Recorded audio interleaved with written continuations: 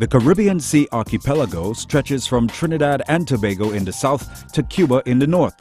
Comprising the Greater and Lesser Antilles, the region is famous for the sun, sea and sand, which in the first 6 months of 2013 attracted over 15.6 million visitors. While the tourism industry's figures are described by the Caribbean Tourism Organization as steady, when compared to last year, the economies of the countries visited paint a contrasting figure. A common international measure for a country's economic health is called the debt-to-GDP ratio. That is the ratio between the national debt and its gross domestic product, which is generally expressed as a percentage of the GDP. A stable economy generally has a debt-to-GDP ratio below 50%. 14 Caribbean countries are among the top 30 debtors in the world, and the challenge being faced by many is how to avoid going over the fiscal cliff. The topic was explored at a 2-day International Financial and Accounting Forum hosted by the Institute of Chartered Accountants. A ministerial panel with representation from Jamaica, Barbados, Grenada and Trinidad and Tobago discussed the challenges faced in their various countries and their policies to prevent economic collapse. Chairman Wendell Motley gave a brief overview of the situation.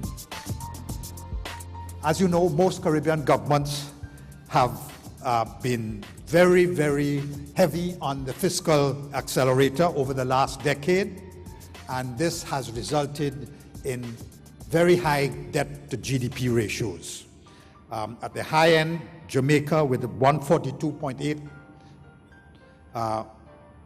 Barbados with 72.3, Grenada with 116.1 ratio, and Trinidad at the low end with 36.4. Barbados's representative on the panel, the Parliamentary Secretary in the Ministry of Finance, Senator Jepta Ince, says his country weathered financial crisis in the 70s, 80s and 90s. So Barbados, we depend on tourism, external environment. We depend on international business, external environment. We depend on capital inflows, external environment. We depend on remittances, external environment.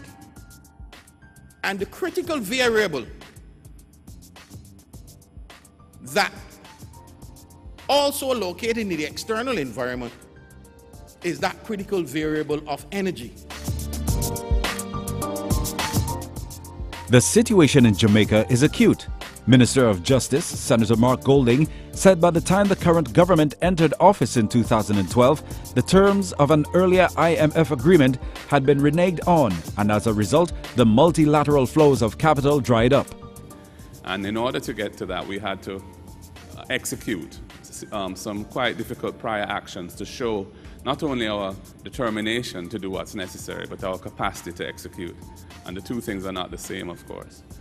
So we had to enter into a wage restraint arrangement with the public sector workers, not only for the past 2 years, but the coming 3 years, to basically eliminate any further wage increases during that period.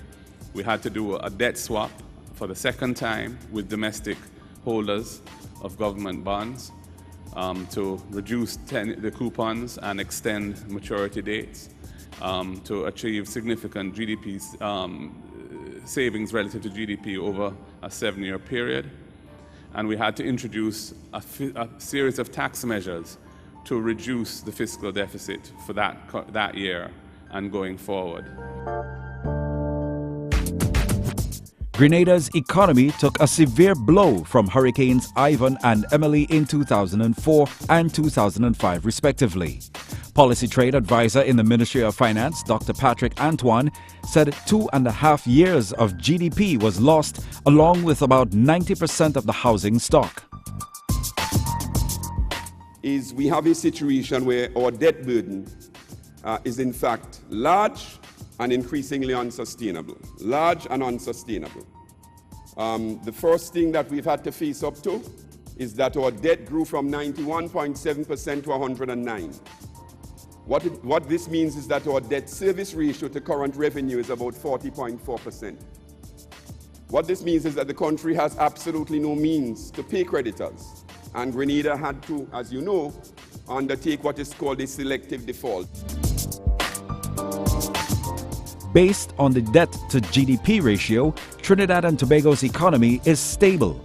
Minister of Trade, Industry and Investment, the Honorable Vasant Barath, said over the last 12 months there have been 4 quarters of continuous growth. When the figures are released for 2013, the GDP is expected to have grown by 1.6%, with projections for 2014 at 2.5%. The country is focused on maintaining stability and continued growth, but has to treat with the budget deficit. We came into office in 2010 with a budget deficit for the first time in the history, or for a very long time. We came into office at a time when this country suffered negative growth of 4% for the first time in 17 years, since 1993, with a projected deficit for several years to come.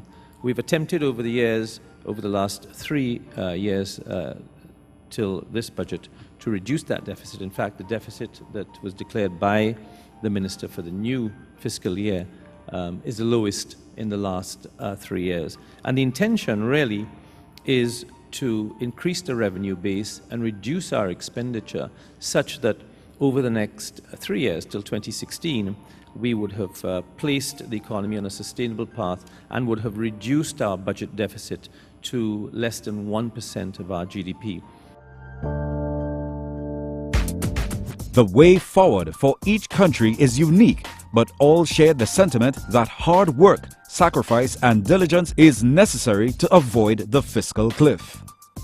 One of the things that we did is that we removed the subsidies of energy and asked Barbadians to adjust to price movements in the energy sector. Because creating that subsidy created a debt of almost $80 million to the Barbados National Oil Company. And it was not sustainable. An economy like Barbados cannot get into subsidies where there is no alternative sector to cushion against any shortfalls in revenue. The government of Jamaica is committed to turning the tide on the growth of our public debt that has eliminated any fiscal space to do the sort of things that some of the other governments in the Caribbean are able to do. When I hear nearly 50% of your revenues are in the form of discretionary transfers or entitlements to your population, that is something we can only dream of. And one thing I would say to you that is, it's worthwhile ensuring that you use the resources you have wisely while you have them, because you may not always have them. And you need to make sure that when that day comes, you're in a position to deal with it. So long-term planning is essential and difficult for politicians, but can't be avoided.